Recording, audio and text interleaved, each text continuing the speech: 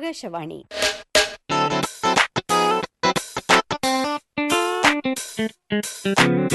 ചിരിക്കാത്ത കോമാളി നാടകം. രചന ശ്രീ പ്രതാപ്. പങ്കെടുക്കുന്നവർ: Jose Ambookkan, Premprakash Louis, Pramod, Harish M Pashupathi, Davis P Marokki, Prashanth Lini. Hello hello, നിങ്ങളെ തന്നെ. ഇയാൾക്ക് എന്തു വേണം?